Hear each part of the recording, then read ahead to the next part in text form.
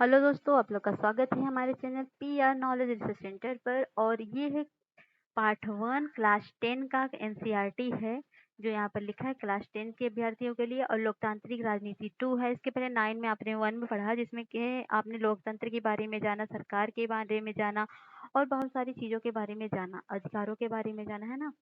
और ठीक है, तो उसकी क्रम में हम आगे बढ़ते हुए आज पढ़ेंगे लोकतंत्र में सत्ता की साझेदारी। बहुत ही इंटरेस्टिंग चैप्टर है और आपको पता है यूपीएससी के बेसिस पे मैं पढ़ा रही हूँ और डिटेल एनालिसिस पूरा 1 बाय 1 कर रही हूँ, ताकि एक भी पॉइंट आपका छूटे ना। और ये यूपीएससी और पीसीएस के जितने भी एग्जाम होते हैं सबके लिए इम्पोर्टेंट तो है ही, साथ में आपका ये जो आप मेंस में निबंध लिखते हो, आंसर राइटिंग करते हो, उसके लिए बहुत बड़ा कॉन्सेप्ट क्लियर करता है माइंड में और थिंकिंग प्रोसेस को बढ़ाता है, जिसे एक स्टोरी के थ्रू समझाया जाता है, कुछ एग्जाम्पल्स दिए जाते हैं। इसी तरह की एग्जाम्पल्स स्टोरी आपको अपने आंसर में डालने हैं, खासकर निबंधों में और एथिक्स वगैरह में। तो मैं बताऊंगी कहाँ पर आप क्या यूज कर सकते हैं। तो ये लोग मतलब एनसीईआरटी बहुत ही इंपॉर्टेंट चैप्टर है और चैप्टर ही बुक है, और इसको करना बहुत ही इंपॉर्टेंट है आपके लिए। तो चलिए स्टार्ट करते हैं। मेरा नाम प्रिया है और मैं करा करा रही हूँ आपको एनसीईआरटी। ओके।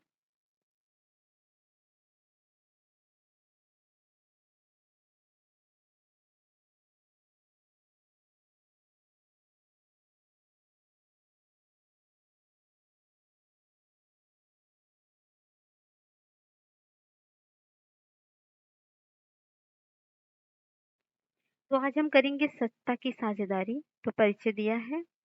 तो बेल्जियम और श्रीलंका के बारे में पहले हम पढ़ लेते हैं। तो बेल्जियम यूरोप का एक छोटा सा देश है। क्षेत्रफल में हमारे हरियाणा राज्य से भी छोटा है। इसकी सीमाएं फ्रांस, नीदरलैंड, जर्मनी और लक्समबर्ग से लगती हैं। इसकी आबादी 1 करोड़ से अधिक है, यानी हरियाणा की आबादी से करीब आधी। इस छोटे से देश को समाज की जाति बुनावट बहुत जटिल है। देश की कुल आबादी लगभग 59% हिस्सा फ्लेमिश इलाके में रहता है और डच बोलते हैं। कहाँ पर फ्लेमिश में रहते हैं और क्या बोलते हैं, डच बोलते हैं। 40 मतलब 59% केवल डच बोलते हैं और 40% लोग वेलोनिया क्षेत्र में रहते हैं, जो फ्रेंच बोलते हैं। शेष 1% लोग जर्मन बोलते हैं। राजधानी ब्रुसेल से 80% लोग फ्रेंच बोलते हैं और 20% डच भाषा बोलते हैं। अल्पसंख्यक फ्रेंच भाषी लोग तुलनात्मक रूप से ज्यादा समृद्ध और ताकतवर रहे हैं। बहुत बाद में जाकर आर्थिक विकास और शिक्षा का लाभ पाने वाले डच भाषी लोग को इस स्थिति से नाराजगी थी। इसके चलते 1950-1960 के दशक में फ्रेंच डच बोलने वाले लोगों के बीच तनाव बढ़ने लगे। इन दोनों समुदायों के टकराव का सबसे तीखा रूप ब्रुसेल्स में दिखा। यह एक विशेष तरह की समस्या थी। डच बोलने वाले लोग संख्या के हिसाब से अपेक्षाकृत ज्यादा थे, लेकिन धन और समृद्धि के मामले में कमजोर और अल्पमत थे। आइए स्थिति की तुलना एक और देश से करें। श्रीलंका एक द्वीपीय देश है जो तमिलनाडु एवं दक्षिण तट के कुछ किलोमीटर की दूर पर स्थित है। इसकी आबादी करीब 2 करोड़ है, यानी हरियाणा के बराबर। और दक्षिण एशिया के अन्य देशों की तरह श्रीलंका की आबादी में कई जाति समूहों के लोग हैं। सबसे पहले सामाजिक समूह और सिंहलियों का है, जिनकी आबादी कुल जनसंख्या की 74% है। फिर तमिल का नंबर आता है, जिनकी आबादी कुल जनसंख्या का 18% है। तमिलों ने भी 2 समूह है, मतलब तमिलों का भी श्रीलंका में 2 समूह, श्रीलंकाई मूल के तमिल जो 13% हैं, और अलग है जो हिंदुस्तानी तमिल है, जो औपनिवेशिक शासनकाल में बगानों में काम करने के लिए भारत से लाए गए लोगों की संतान है। ठीक है। ये मैप देखिए आप, बेल्जियम के समुदाय क्षेत्र के बारे में बताया है।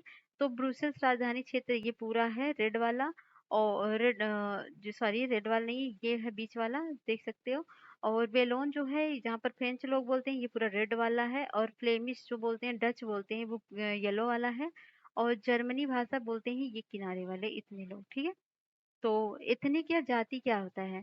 तो ऐसा सामाजिक विभाजन जिसमें हर समूह अपनी अपनी संस्कृति को अलग मानते हैं, यानी यह साझी संस्कृति पर आधारित सामाजिक विभाजन के किसी भी जाति समूह के सभी सदस्य मानते हैं उनकी उत्पत्ति समान पूर्वजों से हुई है।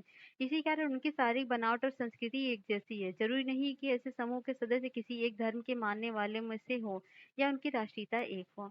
बेल्जियम और श्रीलंका के मानचित्रों को देखें, इनके इलाके में विभिन्न समुदायों की सघन आबादी को नजर आ रही है। ये बेल्जियम का है। ठीक है। तो यहाँ पर देख सकते हैं आप आगे, मौजूदा श्रीलंका के नक्शे पर गौर करें तो पाएंगे कि तमिल मुख्य रूप से उत्तर और पूर्वी प्रांतों में आबाद हैं। अधिकतर सिंहली भाषी लोग बौद्ध हैं, जबकि तमिल भाषी लोगों में कुछ हिंदू हैं और कुछ मुसलमान हैं। श्रीलंका की आबादी में ईसाई लोगों का हिस्सा लगभग 7% है और सिंहली और तमिल दोनों भाषाएं बोलते हैं ईसाई।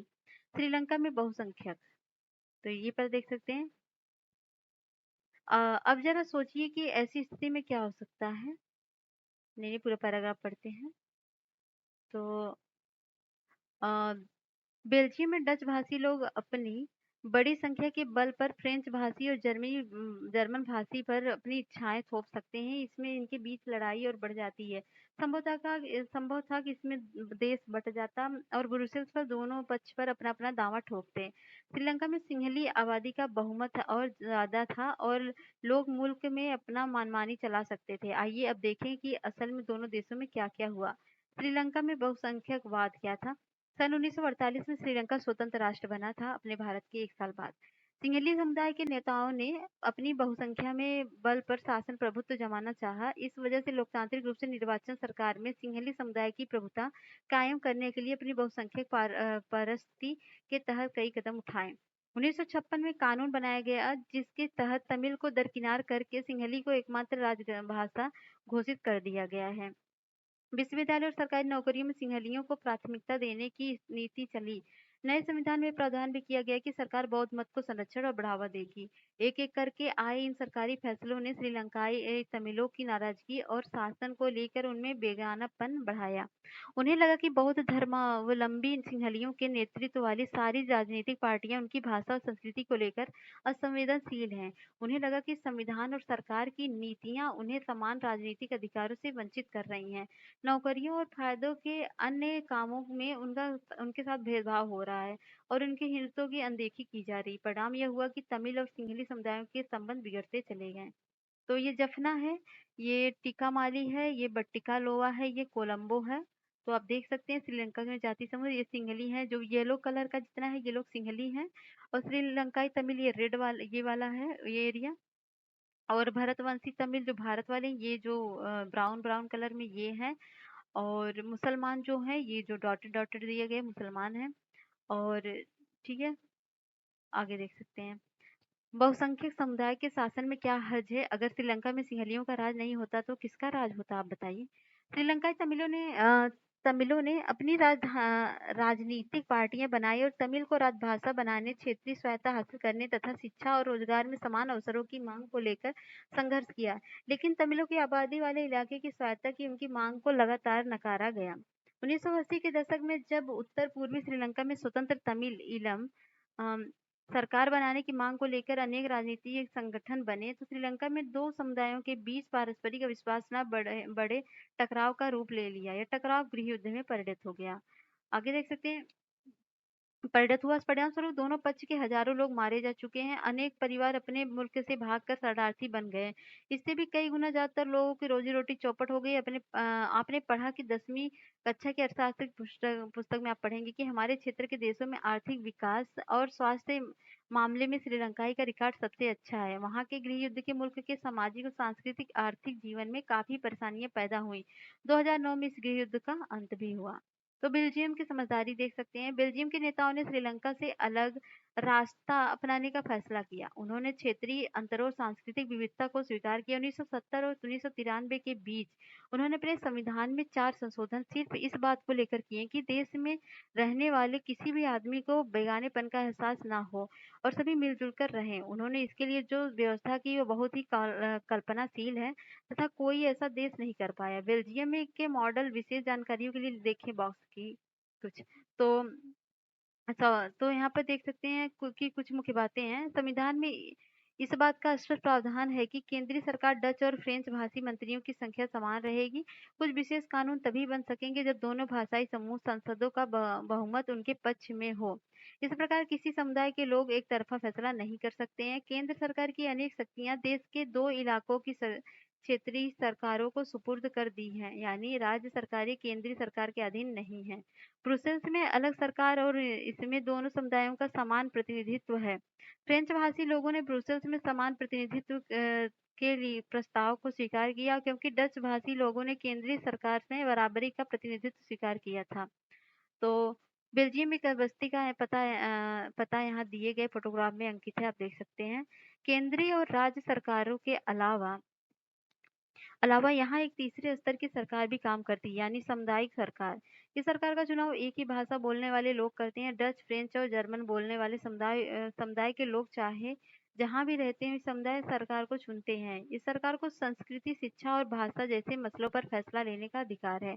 आपको बेल्जियम का मॉडल कुछ जटिल लग सकता है, निश्चित रूप से यह जटिल है, खुद बेल्जियम में रहने वालों के लिए भी। यह व्यवस्था बेहद सफल रही है। इसमें मुल्क में गृह युद्ध आशंकाओं का विराम लग गया, वरना गृह युद्ध की स्थिति में बेल्जियम भाषा के आधार पर 2 टुकड़ों में बँट गया होता।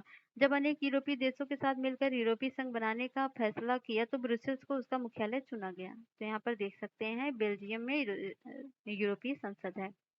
तो आगे देखेंगे हम बेल्जियम और श्रीलंका की इन कथाओं से हमें क्या शिक्षा मिलती है। दोनों ही देश लोकतांत्रिक हैं, फिर भी सत्ता में साझेदारी के सवाल को उन्होंने अलग-अलग ढंग से निपटाने की कोशिश की।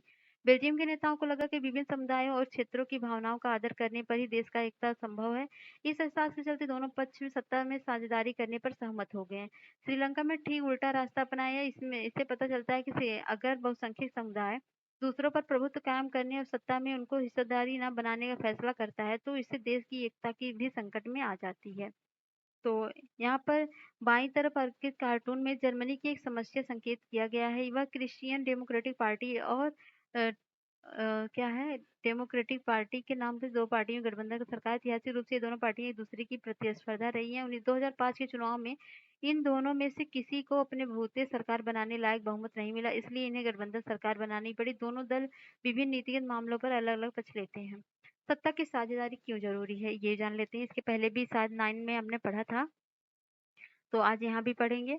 तो इस प्रकार सत्ता के बँटवारे के पक्ष में 2 तरह के तर्क दिए जा सकते हैं। पहला, सत्ता का बँटवारा ठीक है, क्योंकि इसमें विभिन्न सामाजिक समूहों के बीच टकराव का अंदेशा कम हो जाता है।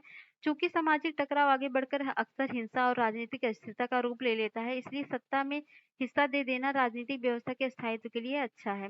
बहुसंख्यक समुदाय की इच्छा को बाकी सभी पर थोपना तत्कालीन और तौर पर लाभकारी लग सकता है, पर आगे चलकर देश की अखंडता अ, के लिए घातक हो सकता है। बहुसंख्यक के आतंक सिर्फ अल्पसंख्यकों के हित की परेशानी पैदा नहीं करता, अक्सर बहुसंख्यकों के लिए भी बर्बादी का कारण बन जाता है। सत्ता का बँटवारा लोकतांत्रिक व्यवस्थाओं के लिए ठीक है, इसके पक्ष में एक और बात कही जा सकती है, और वह बात ज़्यादा गहरी है। सत्ता की साझेदारी दरअसल लोकतंत्र की आत्मा है। लोकतंत्र का मतलब होता है कि जो लोग इस शासन व्यवस्था के अंतर्गत हैं, उनके विभिन्न सत्ता का बँटवारा बाँटा जाए और लोग इसी ढर्रे में रहें। इसलिए वैध सरकार वही है जिसमें अपनी भागीदारी के माध्यम से सभी समूह शासन व्यवस्था से जुड़ते हैं। इन 2 तर्कों में से एक को हम युक्तिपरक और दूसरे को नैतिक तर्क कह सकते हैं। युक्तिपरक या समझदारी का तर्क लाभकर परिणामों पर जोर देता है, जबकि नैतिक तर्क सत्ता के बँटवारे के अंतर्भूत महत्व को बताता है। तो आगे देखिए खलील की उलझन। तो जैसा कि होता है कि इस बार विक्रम रात की खामोशी में अपनी मोटरसाइकिल चलाए जा रहा था और बेताल उसकी पीठ पर बैठा था। तो विक्रम बेताल कथा तो आपने पढ़ी ही होगी। तो हमेशा की तरह इस बार भी ये सोचकर कि विक्रम को नींद आ जाए, तो बेताल ने कहानी सुनाना शुरू किया। कहानी कुछ इस प्रकार थी।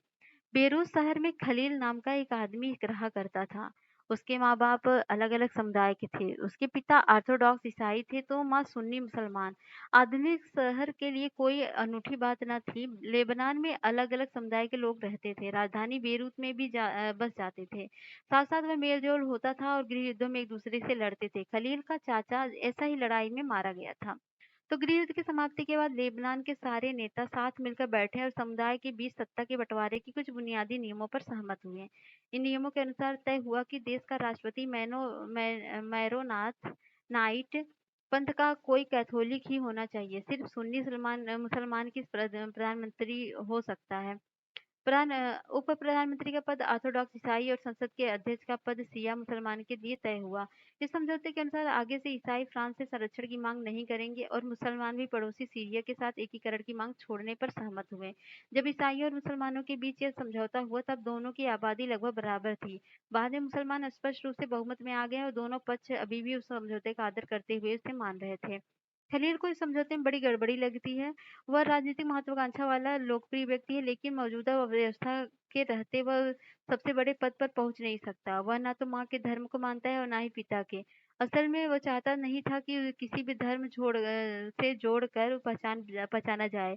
उसे समझ में नहीं आता था कि लेबनान में भी अन्य समान लोकतंत्रों की तरह क्यों नहीं चलता है। उसका कहना है कि सिर्फ चुनाव कराइए, हर किसी को चुनाव लड़ने की आज़ादी दे दीजिए और जिसे सबसे ज़्यादा वोट मिले वो राष्ट्रपति बन जाए, भले ही वो किसी समुदाय का हो। लेकिन इसके जिन बड़े बुजुर्गों के ने गृह युद्ध देखा, उसका कहना है कि मौजूदा व्यवस्था ही शांति में सबसे अच्छी गारंटी है। अभी कहानी खत्म भी नहीं हुई थी कि टीवी टावर के पास पहुंच गए। वहां रुक सकते थे। बेताल ने जल्दी से कहानी खत्म की और अपना सवाल विक्रम से पूछा, अगर आपको लेबनान का कानून फिर से लिखने को अधिकार होता तो आप क्या लिखते? क्या आप पुरानी व्यवस्था से चलते, आप कुछ नया करते, या बेताल विक्रम अपने बीच हुए समझौतों को दोहराना नहीं भूला? अगर आपके दिमाग में स्पष्ट जवाब है, आप भी बता सकते हैं। आपकी मोटरसाइकिल जाम हो जाएगी, आप आगे नहीं बढ़ पाएँगे। ऐसा बेताल ने कहा कि आप जवाब दीजिए, नहीं तो ऐसा कुछ होगा। ये तो कार्टून एक जोक की तरह कहानी बना दिया गया है। तो क्या आप बेचारे विक्रम को बेताल के सवाल का जवाब देने में मदद कर सकते हैं? चलिए, आप जवाब दीजिए कमेंट बॉक्स में। समझ लीजिए मैं बेताल हूँ। सत्ता की साझेदारी के रूप। राजनीतिक सत्ता का बंटवारा नहीं किया जा सकता है। इसी धारणा के विरुद्ध सत्ता की साझेदारी का विचार सामने आया था। लंबे समय से यही मान्यता चली आ रही थी कि सरकार की सारी शक्तियां एक शक्ति या खास स्थान पर रहने वाले व्यक्ति समूह में हाथ में रहनी चाहिए। अगर फैसले लेने की शक्ति बिखर गई तो तुरंत फैसले लेना और उन्हें लागू करना संभव नहीं होगा। लेकिन लोकतंत्र का एक बुनियादी सिद्धांत है कि जनता की सारी राजनीतिक शक्ति का स्रोत, इसमें लोक स्वशासन की संस्थाओं के माध्यम से अपना शासन चलाते हैं। एक अच्छे लोकतंत्र शासन में समाज के विभिन्न समूहों और विचारों को उचित सम्मान दिया जाता है। सार्वजनिक नीतियां तय करने में उनकी बातें शामिल होती हैं। इसलिए उस लोकतांत्रिक शासन को अच्छा माना जाता है जिसमें ज्यादा से ज्यादा नागरिक को राजनीतिक सत्ता में हिस्सेदार बनाया जाए। आधुनिक लोकतंत्र व्यवस्थाओं में सत्ता की साझेदारी अनेक रूप से हो सकते हैं। आइए कुछ प्रचलित उदाहरण गौर करें। शासन के विभिन्न अंग जैसे विधायिका, कार्यपालिका, न्यायपालिका के बीच सत्ता का बंटवारा रहता है। हमें सत्ता का क्षैतिज वितरण कहेंगे क्योंकि इसमें सरकार के विभिन्न अंग एक ही स्तर पर रहकर अपनी अपनी शक्ति का उपयोग करते हैं। ऐसे बंटवारे में सुनिश्चित हो जाता है कि कोई भी एक अंग सत्ता का असीमित उपयोग नहीं कर सकता। हर अंग दूसरे पर अंकुश रखता है। इससे विभिन्न संस्थाओं के बीच सत्ता का संतुलन बनता है। लोकतांत्रिक संस्थाओं के बारे में 9वीं कक्षा में पढ़ते हुए हमने देखा कि हमारे देश में कार्यपालिका सत्ता का उपयोग करती जरूर है, पर ये संसद के अधीन कार्य करती है। न्यायपालिका की नियुक्ति कार्यपालिका करती है और न्यायपालिका की कार्यपालिका पर और विधायिका द्वारा बनाए गए कानूनों पर अंकुश लगाती है। इस प्रकार को नियंत्रण और संतुलन की व्यवस्था भी कहते हैं। सरकार के बीच विभिन्न स्तरों पर सत्ता का बंटवारा हो सकता है, जैसे पूरे देश के लिए सामान्य सरकार हो और फिर प्रांत या क्षेत्रीय स्तर पर अलग अलग सरकार रहे। पूरे देश के लिए बनने वाले ऐसी सामान्य सरकार को अक्सर संघ या केंद्र सरकार कहते हैं। प्रांतीय या क्षेत्रीय स्तर की सरकारों के हर जगह अलग अलग नामों से पुकारा जाता है। भारत में हम इन्हें राज्य सरकार कहते हैं। हर देश में बंटवारा ऐसा ही नहीं है। अब कई देशों में प्रांतीय या क्षेत्रीय सरकारें नहीं है, लेकिन हमारी तरह जिन देशों में ऐसी व्यवस्था है, वहाँ के संविधान में इस बात का स्पष्ट उल्लेख है कि केंद्र और राज्य सरकारों के बीच सत्ता का बंटवारा किस तरह होगा। बेल्जियम में तो यह काम हुआ कि श्रीलंका में नहीं हुआ। आज सरकारों से नीचे के स्तर की सरकारें के लिए ऐसी व्यवस्था हो सकती है। नगर पालिका और पंचायत ऐसी ही इकाइयां हैं।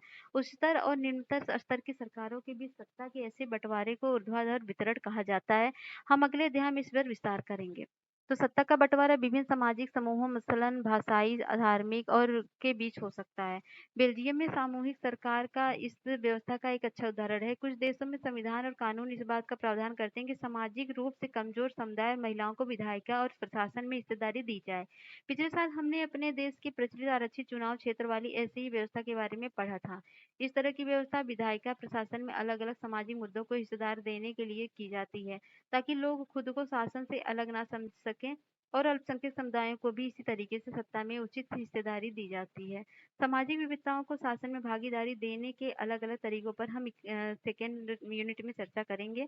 सत्ता के बँटवारों का एक रूप विभिन्न प्रकार के दबाव समूह और आंदोलनों द्वारा शासक को प्रभावित और नियंत्रित करने के तरीके में लक्ष्य कर सकता है। लोकतंत्र में लोगों के सामने सत्ता के दावेदार के बीच चुनाव का विकल्प ज़रूर रहना चाहिए और समकालीन लोकतांत्रिक व्यवस्था में ये विकल्प विभिन्न पार्टियों के रूप में व्यवस्थित उपलब्ध होता है। ये आपने पहले भी पढ़ा था ना इनमें। पार्टी सत्ता के आपस में प्रतिस्पर्धा करती हैं, पार्टियों की आपसी प्रतिद्वंद्विता की बात को सुनिश्चित कर देता है। सत्ता एक व्यक्ति या समूह के हाथ में ना रहे। एक बड़ी समयावधि पर गौर करें तो पाएँगे कि सत्ता बारी-बारी से अलग-अलग विचारधारा और सामाजिक समूहों वाले पार्टी के हाथों में आती जाती रहती है। कई बार सत्ता की ये भागीदारी एकदम प्रत्यक्ष दिखती है क्योंकि 2 या 2 से अधिक पार्टियाँ मिलकर चुनाव लड़ती हैं या सरकार का गठन करती हैं। लोकतंत्र में हम व्यापारी, उद्योग, किसान और औद्योगिक मजदूर जैसे कई संगठित हित समूहों को भी सक्रिय देखते हैं। सरकार की विभिन्न समितियों सीधी भागीदारी करने या नीतियों पर अपने सदस्य वर्ग के लाभ के लिए दबाव बनाकर ये समूह भी सत्ता में भागीदारी करते हैं। इकाई थर्ड में इस राजनीतिक दलों की कार्यप्रणाली को आप देखेंगे। तो ये है सत्ता के बँटवारे के उदाहरण निम्नलिखित में सत्ता के साझेदारी की 4 श्रेणियों में किसमें आते हैं? तो ये सत्ता का साझा कौन किसके साथ कर रहा है, ये देख सकते हैं।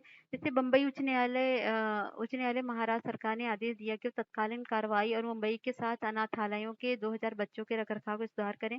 कनाडा के ओंटारियो प्रांत की सरकार ने वहाँ की मूलवासी समुदाय के साथ जमीन के दावों का निपटारा करने पर सहमति दे दी और स्थानीय मामलों के लिए जवाबदेही मंत्री ने घोषणा की सरकार मूलवंशी समुदाय के साथ पारस्परिक सम्मान और सहयोग की भावना का काम करेगी।